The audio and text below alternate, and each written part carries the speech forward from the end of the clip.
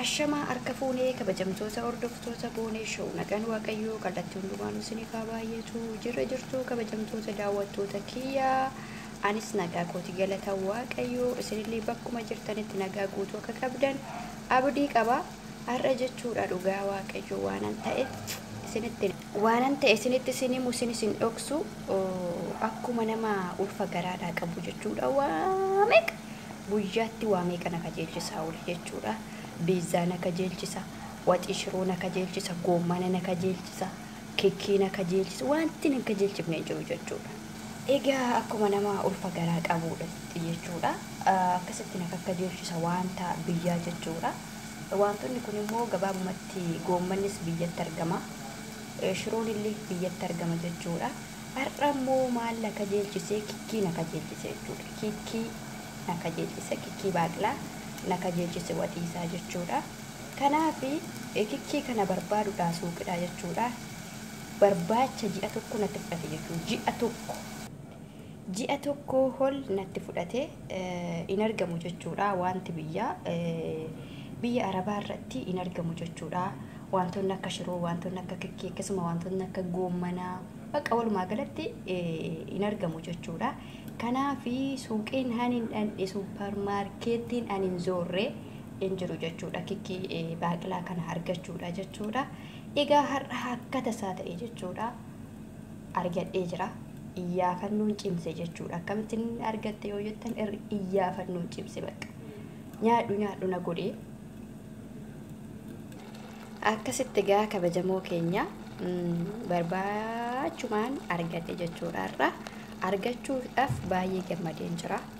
Maaliif wanta bakka dharraate tokko nyaachuun baay'ee si gammachiisa jechuudha. Kanaaf amma argee jira jechuudha. Supermarkeetidha argee jira.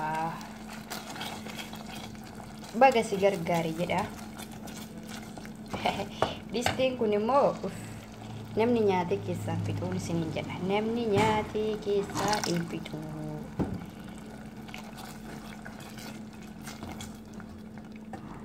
Zargii galcha isiniin jechuu barbaadini. Maaliif namni fayyadamu hin jiru ana qofaadha.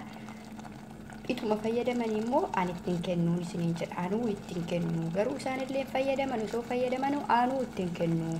Waggaa meeqatti kan arge ofuma kiyyaa nyaadhee fixa malee ittoo hin kennu isiniin jedha. Kanaaf jechuudha. Egaa goommanni illee egaa asittiin argamu. Shiroonis hin argamu.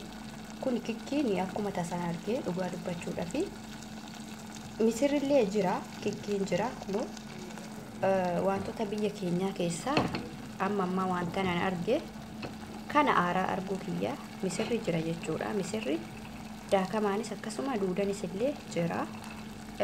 Kabiraa kanumaadha jechuudha. Amma wantan barbaadee dhabe waan lama jechuudha. Wanti lamaan kun goommanaa fi xaafidha jechuudha. Isaan kun immoo hin argamani kaatuma ta'ee hin argamani. Garuu ani akka tasaarran bu'aa jedheenuman barbaada garuu hin jiru jechuudha. Utuman isinitti haasaa jiru kun distiin na jalaa gubatee jira isiniin jedha. Isheedhuman barbaadee argadhee otoon isin waliin haasaa jiru kun na jalaa gubatee jira. Gubataa marqaa gubataa targaa akkuma jedhan sana kunola akkanatti na jalaa gubatee jira isiniin jedha. Distii aga kana guututti hojjedhe isinuma fixa jechuudha oo gubate. Maal isiniin jechuun barbaade asirratti amma fakkeenyaaf madaamii keessan wantoota tokko wanta biyyaa yoo gaafattanii akkuma kiyya hin jiru biyya kana hin jiru as hin jiru isiniin jechuu dandeessi jechuudha. Kanaaf yeroo ishee supermarkeetii deemtu wajjin yoo deemtan jechuudha wanta akkana hin argattu jechuudha. Anaa nama maallaan jettee itti hime jechuudha. Itti hime asheen illee ni jira fakkeenya sanaatiin jechuudha. Itti himeera jechuudha.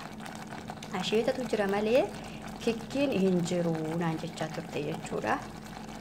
Innaa naan mormaa turte garuu kikkiin ni jira jechuudha. Akkuma isin argaa jirtan kunoo kuni kikkiidha jechuudha. Argaa jirtuumi. Naan mormaa turte haa ta'u garuu ani ishee hin dhageenye jechuudha. suppermaarkeettiiuma ilaaluun qabaa kan jedhu nan deeme. Gaafin deemu jechuudha ni jira wantoonni tokko ni jira. Amma biyya keenyaa hin ga'u malee amma fakkeenyaaf qamadiin illee jira jechuudha.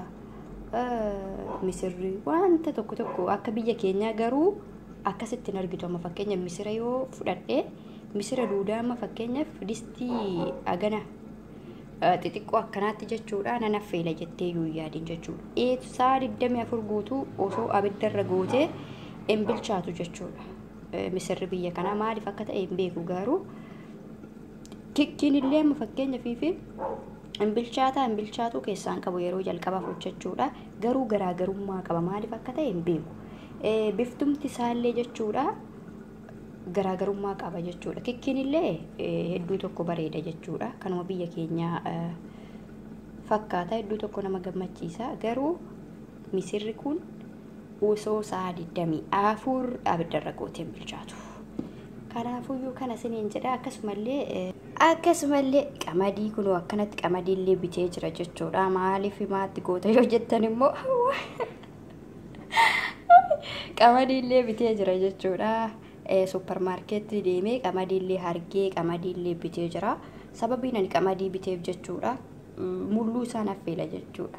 Maaliifin daaktee wanta amma fakkeenyaaf osoo daakamaa ta'e waa hedduu otoo daakame waa hedduu ta'uu danda'a. Garuu ammaa fi kuni ilaala ijji isaa akka biyya keenyaa miti qaqal'oodha. Kun baay'ee tokko qaqal'oodha. Akka biyya keenyaa miti jechuudha malee wanti hundumtuyyuu darbee suppermaarkeetii tokkotti hin argama. Garuu akka biyya keenyaa miti jechuudha. Amma qamadiin kun baay'ee ija qaqal'atti jechuudha. Egaa haa ta'u dhabaamanna waan arganne itti fayyadamuun barbaachisaadha. Egaa kikkii fi qamadii bitee galee isiniin jedha. Oduu isinitti baay'ise jechuudha. Otumaa sofnuu immoo kikkii kana finnee itti daballaa jechuudha. Gaafa itti daballee maal fakkaate akka bahu ani maal beeka.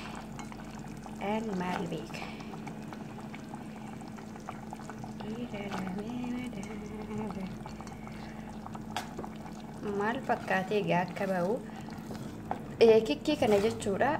Wantoota itti goggodhe illee isinitti himne. Wanti itti godhe tokkoyyuu hin jiru. Tomaatoo, barbaree xiqqoo wayii, shunkurtii, zayitii kana qofatti godhe jechuudha. Garuu bishaan itti guddisu. Sababiin ani bishaan itti guddisne maal seetan shiroon hin jiru. Yoo qal'ate shorbaa isaa dhuguu ifaa jana geessa waan ta'eef shiroo waan hin jirreef bishaan itti hin godhu baay'ee isaa jechuudha. Abidda qannasee xiqqoo eege malee bishaan itti hin godhu. Shiroo waan hin jirreef hundi isaa bishaan ta'a yoon bishaan itti godhe jechuudha. Kana na wajjin turaame. Egaa kabajamtoota daawwattoota hordoftoota Boonee Show mee kikkiin kun bilchaate moo akkam jennee saanee ilaaluu qabna. Waaw bilchaatee jira jechuudha. Akkuma isiniin jedhee bishaan itti guddisee shiroo hin qabu waan ta'eef kunoo haala kanaan akka hin caccabne jechuudha. Sirriitti bilchaatee akka hin caccabne kuni gaadha jechuudha. Baay'ee maddeessite hin jedhina. Sababiin isaa ana qofatu fayyadama waan ta'eef namni fayyadamu wajjin waan hin jirreef hin guddisne jechuudha. Kanaafuu mee viidiyoon kiyya yoo isinitti tole laayik sheer godha. Yoo isinitti hin tolle immoo yaada keessan qooda. Akkasuma isinillee fakkeenyaaf fi erga biyyaa baatanii maal dharraatanii hoo argattanii moo hin arganne ka jedhudha. Ani isinitti meere jechuudha waanan na kajeelchise yookiin waanan osoo hin argadhee nyaadhee jedhu. Tokkoffaa irratti kunoo goommana, biddeena, kikkii shiroo, ittoo urgoo jechuudha. Wantoota kanaadha jechuudha. Eddan biyyaa baay'ee osoo hin argadhee nyaadhee kanan jedhu. Haa ta'u garuu wantoota kana keessaa waan lama qofa nyaadhe jechuudhaani. Tokkoffaan kikkii kanaadha. Kun amma fuula duratti nan nyaadha kun hojjadhe. Lammaffaa irratti jechuudha biddeenni aga biyya keenyaallee ta'uu baatu guyyaa muraasa nyaadheen jira jechuudha. Egaa kanaadha. Isin immoo maal dharraatanii maal argattanii maal dhabdanii isiniin jedha. Baay baay.